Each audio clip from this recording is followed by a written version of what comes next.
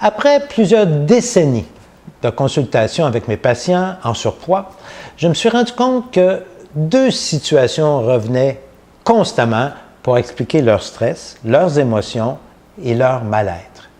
L'injustice et le manque de respect à leur égard. Exemple, c'est injuste d'avoir à toujours faire un régime. Ce n'est pas correct. Ou, on m'a manqué de respect, ça ne se fait pas. Je me suis longtemps interrogé sur l'effet dévastateur de ces deux croyances, parce que ce sont vraiment des croyances. Pour les aider à développer une meilleure sérénité, je les amène à confronter leurs croyances, qui sont des pensées irréalistes. Ainsi, on pourrait se dire, il est peut-être injuste d'avoir à faire un régime, mais l'injustice existe et je dois composer avec. Si je n'en accepte pas l'existence, je crée moi-même une nouvelle injustice à mon égard.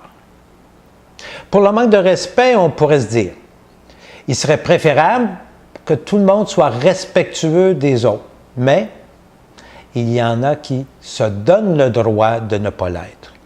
Je ne peux rien y faire.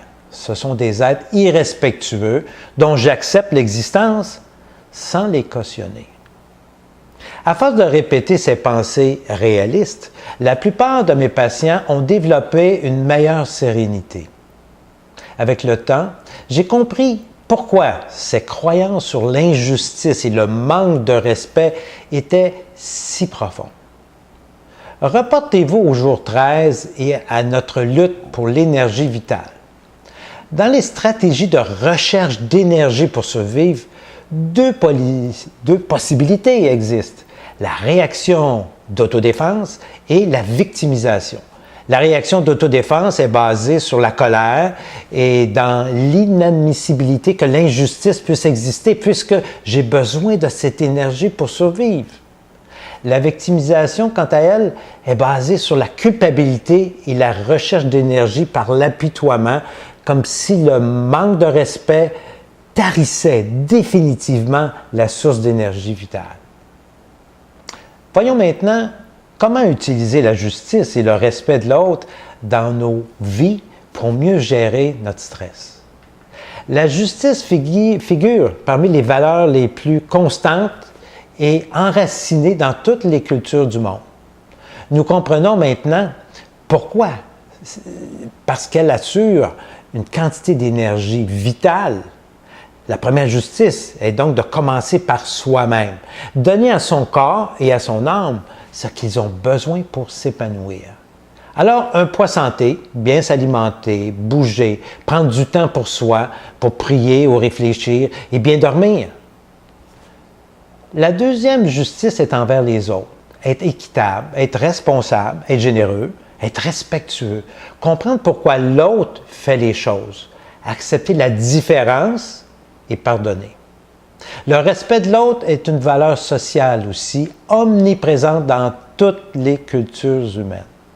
Sans elle, les relations sociales risqueraient de n'être que rapport de force pour l'obtention d'énergie vitale, qu'intimidation, que suggestion, voire qu'appropriation.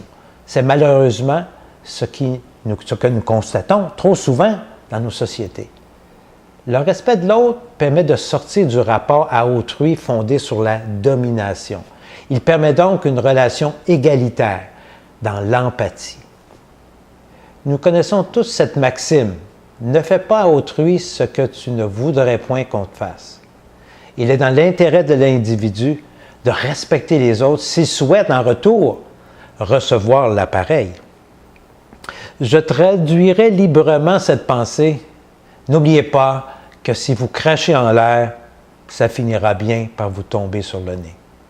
Définitivement, nous sommes tous interreliés. Bonne réflexion. Salut!